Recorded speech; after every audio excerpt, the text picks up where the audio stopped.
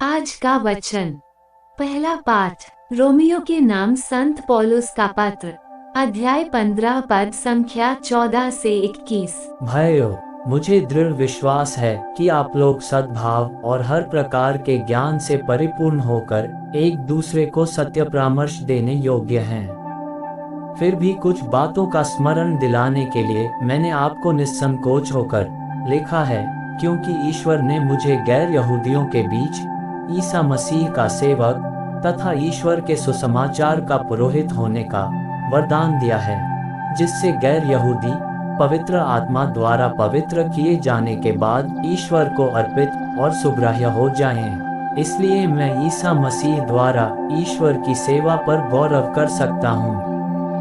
मैं केवल उन बातों की चर्चा करने का साहस करूँगा जिन्हें मसीह ने गैर यहूदियों को विश्वास के अधीन करने के लिए मेरे द्वारा वचन और कर्म से, शक्तिशाली चिन्हों और चमत्कारों से और आत्मा के सामर्थ्य से संपन्न किया है।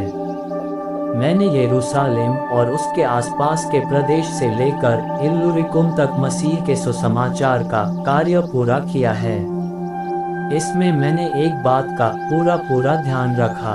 मैंने कभी वहां सुसमाचार का प्रचार नहीं किया जहां मसीह का नाम सुनाया जा चुका था, क्योंकि मैं दूसरों की डाली हुई नींव पर निर्माण करना नहीं चाहता था, बल्कि धर्मग्रंथ का ये कथन पूरा करना चाहता था, जिन्हें कभी उसका संदेश नहीं मिला था वे उसके दर्शन करेंगे, और जिन्होंने कभी उसके विषय में नहीं सुना वे समझेंगे। यह प्रभु की वाणी है। सुसमाचार संत लूकस अध्याय 16 पद संख्या 1 से 8। ईसा ने अपने शिष्यों से ये भी कहा, किसी धनवान का एक कारिंदा था। लोगों ने उसके पास जाकर कारिंदा पर ये दोष लगाया कि वह आपकी संपत्ति उड़ा रहा है। इस पर स्वामी ने उसे बुलाकर कहा, यह मैं तुम्हारे विषय में क्या सुन रहा हूँ? अपनी कारिंदगरी का हिसाब दो, क्योंकि तुम अब से कारिंदा नहीं रह सकते। तब कारिंदा ने मन ही मन ये कहा, मैं क्या करूं? मेरा स्वामी मुझे कारिंदगरी से हटा रहा है।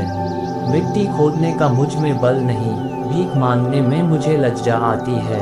हाँ, अब समझ में आया कि मुझे क्या करना चाहिए, जिससे कारिंदगरी से हटाए जाने के बाद लोग अपने घरों में मेरा स्वागत करें। उसने अपने मालिक के कर्जदारों को एक एक कर बुलाकर पहले से कहा, तुम पर मेरे स्वामी का कितना ऋण है? उसने उत्तर दिया, 100 मन तेल। कारिंदा ने कहा, अपना रुपया लो और जल्दी 50 लिख दो। फिर उसने दूसरे से पूछा, तुम पर कितना ऋण है? उसने कहा, 100 मन गेहूं। कारिंदा ने उससे कहा, अपना रुपया लो और 80 लिख दो। स्वामी ने बेईमान कारिंदा को इसलिए सराहा कि उसने चतुराई से काम किया, क्योंकि इस संसार की संतान आपसी लेन देन में ज्योति की संतान से अधिक चतुर है। यह प्रभु का पवित्र सुसमाचार है। आमीन। आज का चिंतन। अपने कार्यों की पूर्ति के लिए हम आवश्यकता से भी अधिक कार्य करते हैं। इन कार्यों के प्रति एक उद्देश्य छिपा होता है, जो हमारे व्यवहारों में भी परिणत होता है। संत पौलुस भी अपने कार्यों से काफी खुश हैं और कहते हैं कि मैं ईसा मसीह द्वारा ईश्वर की सेवा पर गौरव करता हूँ। यहाँ तक ही नहीं, वे अपने पत्रों के द्वारा यीशु ख्रिस्त के सुसमाचार का प्रचार करते ही रहते हैं। इन सभी कार्यों में वे हमेशा अपने मिशन के मकसद और पवित्र आत्मा को याद रखते हैं। हम सबों को ईश्वर से विभिन्न वरदान मिले हैं और ये अच्छे कार्यों के लिए ही तो हैं। कारिंदा ने अपनी कारिंदगी के द्वारा दूसरों का भला किया। क्या हम हमारे वरदानों के स्रोत के प्रति अपनी वफादारी जाहिर करते हैं? आमीन।